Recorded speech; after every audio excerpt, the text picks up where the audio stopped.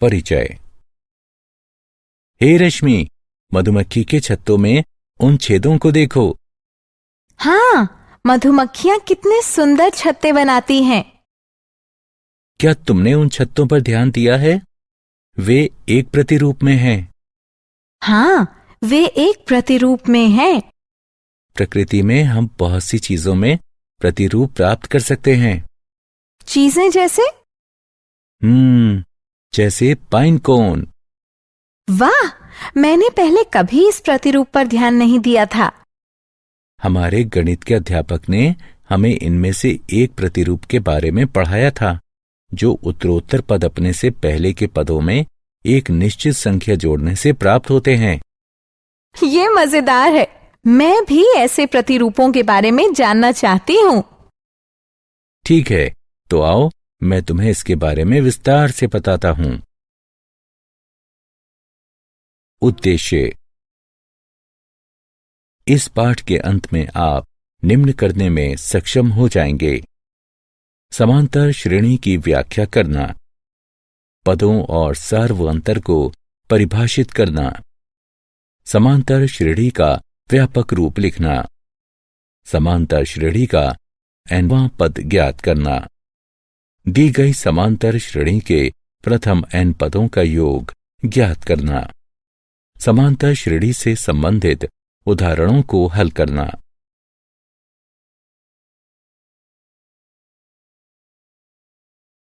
परिभाषा। प्रकृति में बहुत सी वस्तुएं एक प्रतिरूप का अनुसरण करती हैं, जैसे सूरजमुखी के फूल की पंखुड़ियां, कैक्टस पर पाए जाने वाले प्रतिरूप इत्यादि।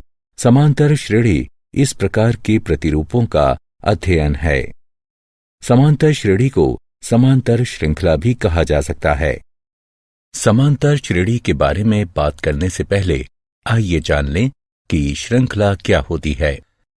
श्रृंखला उन संख्याओं का समूह होती है जो एक निश्चित प्रारूप का अनुसरण करते हैं।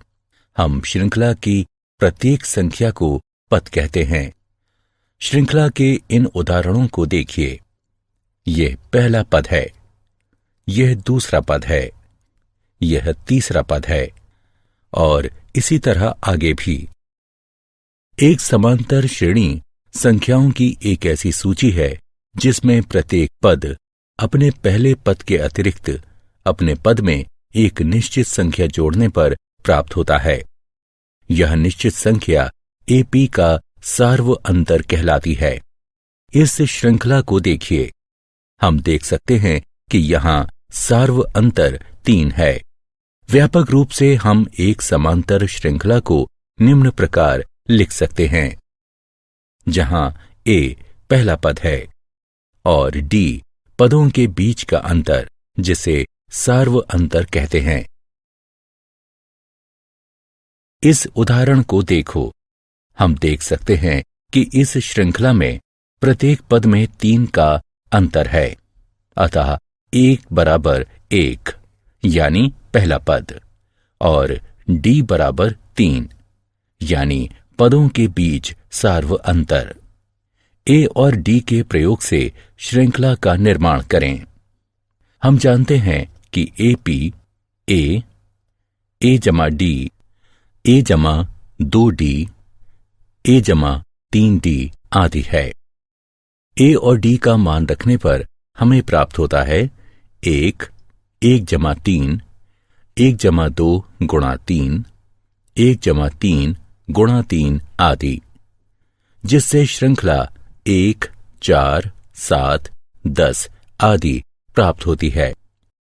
समांतर श्रेणियां 2 प्रकार की होती हैं: परिमित समांतर श्रेणियां और अपरिमित समांतर श्रेणियां। वह समांतर श्रेणी जिसमें पदों की संख्या परिमित होती है या जिसमें एक अंतिम पद होता है, उसे परिमित समांतर श्रेणी कहते हैं। और समांतर श्रेणी जिसमें पदों की संख्या अपरिमित होती है या जिसमें कोई अंतिम पद नहीं होता, उसे अपरिमित समांतर श्रेणी कहते हैं। यहां अपरिमित समांतर श्रेणियों के कुछ उदाहरण हैं। अब इस श्रृंखला को देखिए। क्या आप सार्व अंतर बता सकते हैं? हाँ, आप सही हैं। इसका सार्व अंतर ऋण 3 है। सामान्यतः एक AP, A1, A2 आदि के लिए हमारे पास 1D बराबर AK जमा 1 ऋण AK होता है, जहां AK जमा 1 और AK क्रमशः K जमा 1वां और Kवां पद होते हैं।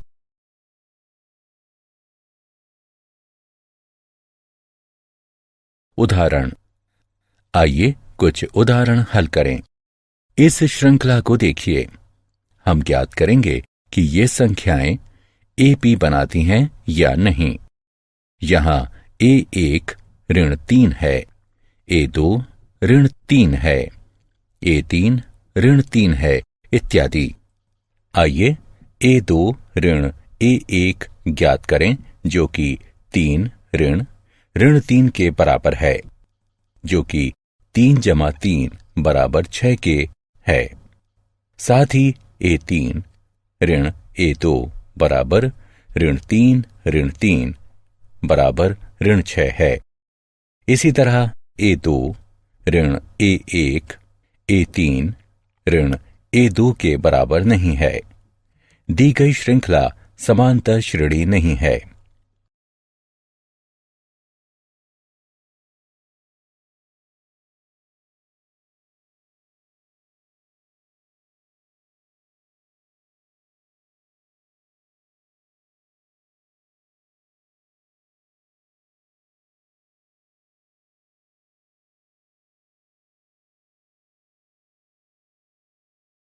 एक AP का nवां पद।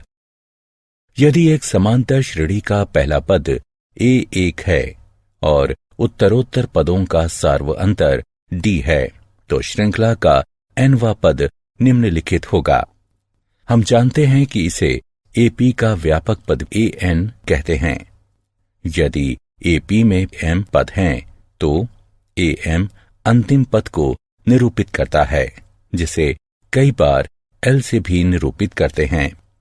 आइए अब nवां पद के सूत्र के प्रयोग से दी गई AP का 8वां पद ज्ञात करें।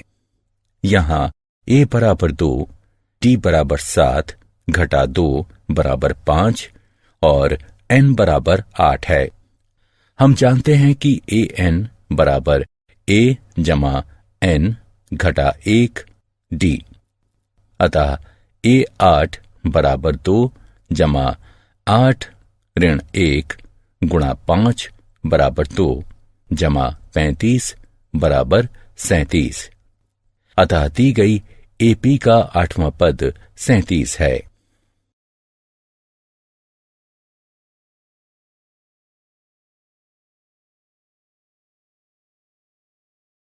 उदाहरण। वह AP ज्ञात कीजिए जिसका चौथा पद 6 और 7वां पद 9 है। हल। दिया गया है कि चौथा पद 6 और 7वां पद 9 है। अतः A4 बराबर A जमा 4 घटा 1 D।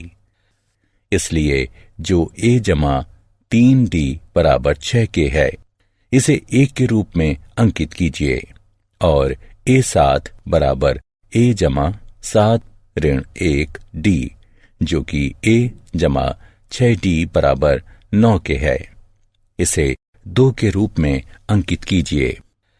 अब रैखिक समीकरण युग्म 1 और 2 को हल करने पर हमें प्राप्त होता है A बराबर 3 और D बराबर 1।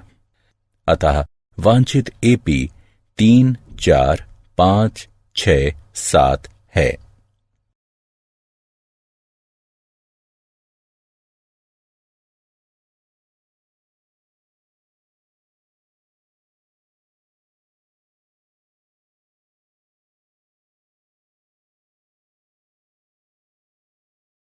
AP के प्रथम n पदों का योग। हम जानते हैं कि AP का nवां पद AN बराबर A1 जमा N ऋण 1 D होता है। मान लीजिए कि एपी के प्रथम n पदों का योग s है, अतः हमारे पास है s बराबर a जमा a जमा d जमा a जमा 2d जमा इत्यादि जमा a जमा n ऋण 1 d। इसे 1 के रूप में अंकित कीजिए। अब हम इन पदों को उल्टे क्रम में लिखेंगे, अतः हमें प्राप्त हुआ s बराबर a जमा n ऋण 1 d जमा a जमा n ऋण 2 d जमा इत्यादि जमा a जमा d जमा a। इसे 2 के रूप में अंकित कीजिए। अब एक और 2 का योग करने पर हमें निम्न प्राप्त होगा।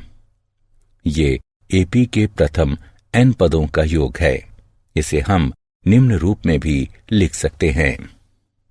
हम जानते हैं कि a जमा n ऋण 1 d a n है, अतः s हो जाता है n बटे 2 गुणा a जमा a n।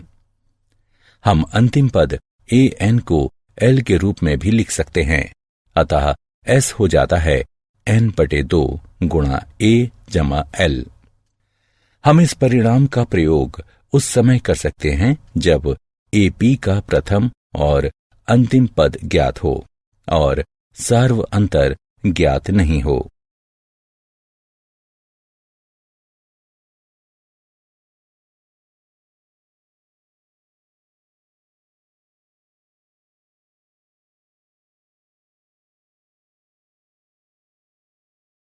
उदाहरण AP बराबर 2, 4, 6 इत्यादि के प्रथम 40 पदों का योग ज्ञात कीजिए।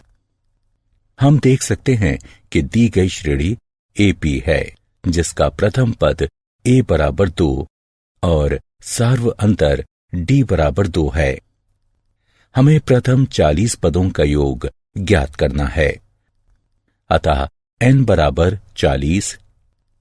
हम जानते हैं कि s बराबर n बटे 2 2a जमा n ऋण 1 d, अतः s 40 बराबर 40 2 गुणा 2 जमा 40 ऋण 1 2 बटे 2, जो कि 20 4 जमा 78 बराबर 1640 के बराबर है। अतः AP के प्रथम 40 पदों का योग 1640 है। प्रथम 1000 धनात्मक पूर्णांकों का योग ज्ञात कीजिए।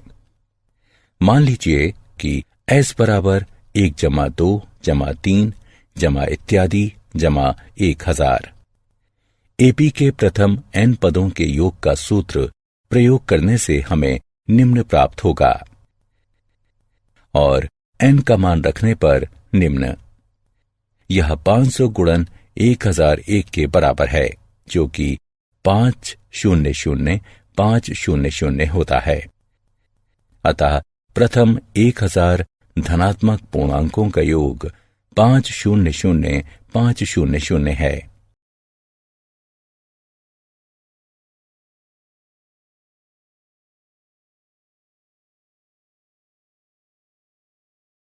प्रथम n धनात्मक पूर्णांकों का योग ज्ञात कीजिए। मान लीजिए कि Sn बराबर 1 जमा 2 जमा 3 जमा इत्यादि जमा n। हम देख सकते हैं कि a बराबर 1 और अंतिम पद ln है, अतः सूत्र Sn बराबर n बटे 2 गुणा a जमा l का प्रयोग करते हुए हमें निम्न प्राप्त होगा। अतः प्रथम n धनात्मक पूर्णांकों का योग Sn बराबर n गुणा n जमा 1 बटे 2 होगा।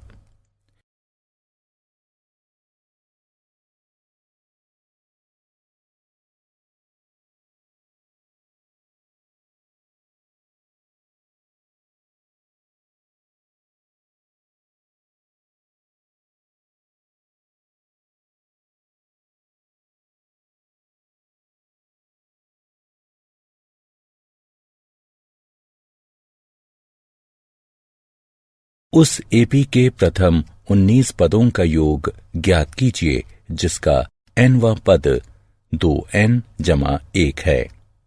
क्योंकि nवां पद 2n जमा 1 है, अतः प्रथम पद बराबर 2, 1 जमा 1 बराबर 3, द्वितीय पद बराबर 2, 2 जमा 1 बराबर 5 आदि, और 19वां पद बराबर 2, 19 जमा 1 बराबर 39।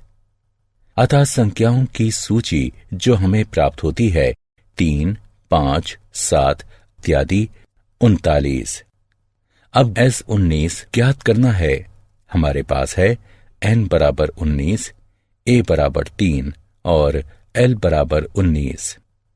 अतः S19 बराबर 19/2 गुणा 3 जमा 39 है। यहाँ 19/2 गुणा 42 के बराबर है। अतः एपी के प्रथम 19 पदों का योग 399 है। क्या आप जानते हैं एपी का nवां पद उसके प्रथम n पदों के योग और प्रथम n-1 पदों के योग का अंतर होता है, यानी an बराबर sn ऋण sn ऋण 1।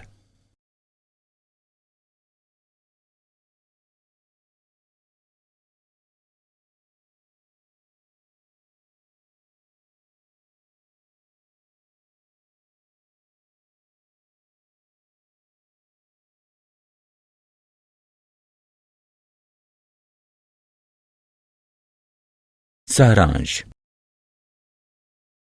आइए हमने जो कुछ सीखा है उसे संक्षेप में दोहराएं। एक समांतर श्रेणी संख्याओं की एक ऐसी सूची है जिसमें प्रत्येक पद अपने पहले पद के अतिरिक्त अपने पद में एक निश्चित संख्या जोड़ने पर प्राप्त होता है।